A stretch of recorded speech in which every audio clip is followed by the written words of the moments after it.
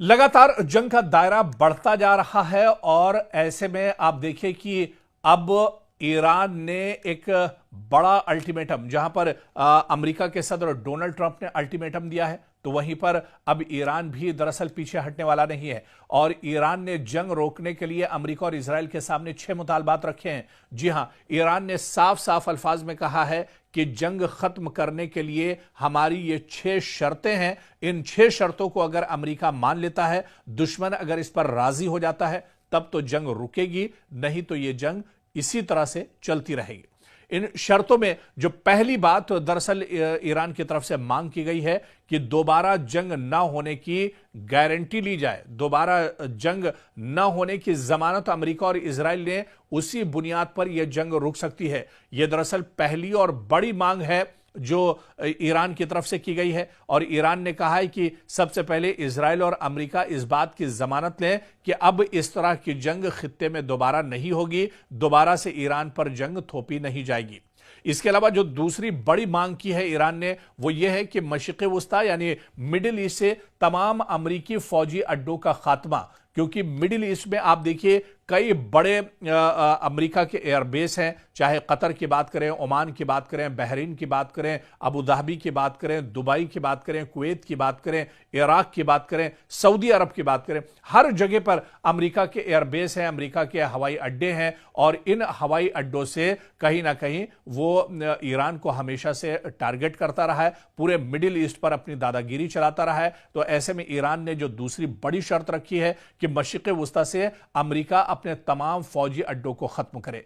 तीसरी बड़ी मांग जो ईरान की तरफ से की गई है कि अमेरिका और इजराइल की जानिब से मुकम्मल हर्जाने की अदायगी हो। जो ये जंग ईरान पर थोपी गई है, इस जंग में ईरान का जो माली और जानी नुकसान हुआ है, उसकी भरपाई दरअसल इजराइल और अमेरिका करें, तभी यह जंग एक तरह से रोक सकती है। तो यह बड़ी तीसरी मांग और बड़ी मांग है जो ईरान ने अमेरिका और इजराइल से की है कि इस जंग में जितना नुकसान हुआ है उसका हर्जाना भरा जाए, उसकी अदायगी की जाए, तब यह जंग एक तरह से रुक सकती है। और इसके अलावा ईरान ने एक और बड़ी मांग की है कि इस पूरे रीजन में यानी मशरिक़ वुस्ता में तमाम महाजों पर जंग का खात्मा होना चाहिए। यानी जंग अब दोबारा ना हो, जंग पूरे तौर से खत्म होनी चाहिए। और हर महाज पर जो जंग कुछ भी हालात होते हैं, एक तरह से इजराइल जंग थोप देता है, कभी शाम के ऊपर, कभी सीरिया के ऊपर, कभी लेबनान के ऊपर, कभी ईरान के ऊपर, कभी इराक के ऊपर।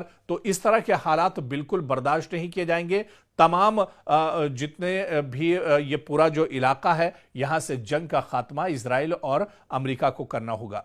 इसी तरह से एक और बड़ी शर्त रखी गई है ईरान की तरफ से कि अबनाए हुर्मुज पर नया कानूनी निजाम बने। जी हां, अबनाए हुर्मुज को लेकर अब ईरान सख्त हो गया है और ईरान ने कहा है कि बाकायदा एक मैकेनिज्म होना चाहिए, एक नया सिस्टम बनना चाहिए और एक रूल्स रेगुलेशन होने चाहिए अबनाए हुर्मुज को लेकर, यानी स्ट्रेट ऑफ हुर्मुज को लेकर। जब ही यह जंग एक तरह से रुक सकती है और इसको इजराइल और अमेरिका को फॉलो करना होगा, जो नया कानून या जो एक नया सिस्टम अबनाए हुर्मुज पर बनेगा। और इसी तरह से मुखालिफ मीडिया के अनासिर को ईरान के हवाले करना, यानी ईरान को लेकर जो प्रोपेगेंडा किया जाता है, जो चीजें गलत तौर से फैलाई जाती हैं, उन्हें भी ईरान के दरअसल हवाले करने होंगे और उस पर भी अमेरिका और इजराइल को एक तरह से रोक लगानी होगी।